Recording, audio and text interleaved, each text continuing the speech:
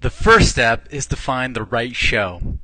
And in a major city like LA or New York, there are dozens of shows that shoot every day. But what if you live in a smaller town? Well, if you live in a small town, you need to find a traveling show that's like Extreme, Makeover Home Edition, or HGTV's Bang for Your Buck. These shows shoot all over the country in small towns in every state. Researching and finding the right show is the hardest part because it's not advertised anywhere and you have to know where to look. So I've done the hard part for you, and I've actually prepared a document that shows all the traveling shows and major city shows that are shooting around the country right now, and giving you a brief description of what each one of those shows is. All you have to do is go to their website and take a look at the exact shows they're casting for this week and see which one best matches you. Here's just a few examples. Bang for Your Buck, that's a traveling show. Renovation Realities, Battle on the Block, that one's only in New York. Renovation Nation, they shoot around the country. And The World's Greenest Homes, if you're a green contractor, these guys go all over the world. So go ahead and when you're done watching this video, download the right show and you'll get all the details of how you apply to be on one of these TV shows. Step 2 is getting your foot in the door. See, once you find a show, you have to find the production company that makes that show. Discovery, TLC, HGTV, and even the big networks all hire production companies to make or produce their shows. Same way you outsource your subcontracting. The production company actually does the casting. Just like a big budget movie, it's the casting director that decides who gets on the show. Casting directors are looking for a very specific project. For example, on Design on a Dime, our goal was to renovate a room, do a complete design makeover for $1,000. So we obviously couldn't have a huge room because that would take a lot of time and take a lot of furniture to fill. And we also didn't want a small room where we couldn't shoot around. We wanted a room that would look great when we were done, so we had to make sure that there was a contrast and that the room we were working in didn't look too good to start out with. Now, by the same token, we didn't want something that was such a disaster that there was no hope that we could ever do anything with it. Now, that might sound a little daunting, but it's actually good news, because if your project fits exactly what the casting director is looking for, they're going to snap you up because it's hard to find the right project. So the first step to getting in the door is to read the criteria sheet. So here's what you do. You go back to that list of the finding the right show.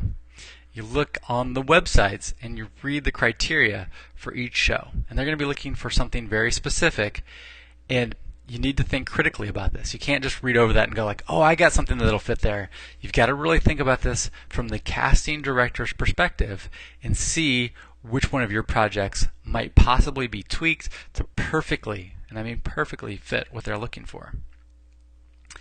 A great way to do this is to go ahead and give them a call and say, hey, I've got a project that might fit what you're looking for, but I want to ask you a few questions. What exactly do you need? Square footage, ceiling height, how long ago the project was completed, the approximate budget for the project, etc., etc. Ask as many specific, detailed questions as you can.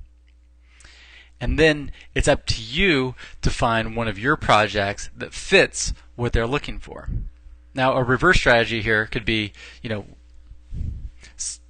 so it's up to you to find a project that you've already done that exactly fits what that casting director looks for. Because if you don't fit exactly, they're just going to throw your file right out and not consider you again.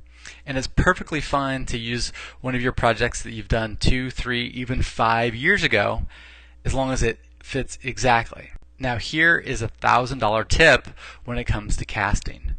Okay, of course you have to meet the parameters for the show. Of course your project has to meet what they're looking for.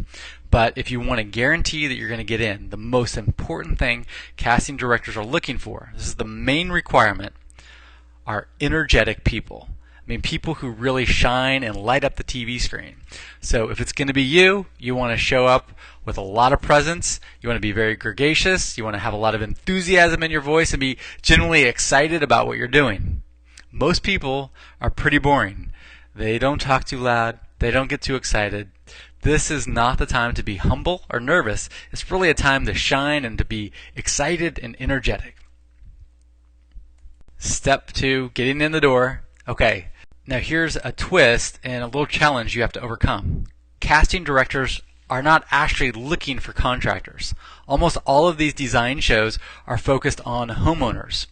So that's what they're looking for. They're actually looking for homeowners. So you need to tweak your presentation so you can fit exactly what the casting directors are looking for. And this is fine. Remember, it's Hollywood. It's okay to act. It's okay to pretend. It's okay to make believe. You can even tell the casting directors that this is what you're doing as long as you still have what they're looking for.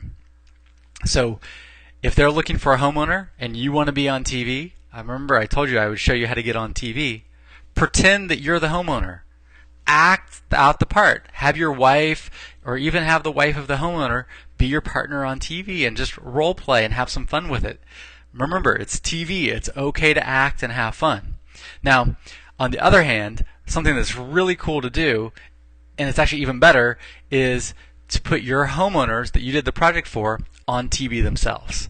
Now, that might seem a little counterintuitive. You might be thinking, hey, I want to be on TV. If I'm going to get new jobs, people need to see me being the contractor on TV. I'm encouraging you to look at things a little bit differently.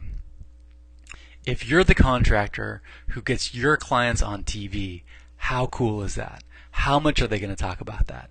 And when a new prospective client comes to you and you can say, hey, we actually got, Mary Sue and Bob on TV. We got them on the HGTV show. That is so exciting for your prospective customers that you might actually be able to get them on TV, because the only thing that's cooler than their house being on TV is them themselves being on TV. So there's nothing wrong with putting the spotlight on your homeowners and putting them up on stage. And this is great if you don't want to be on TV yourself.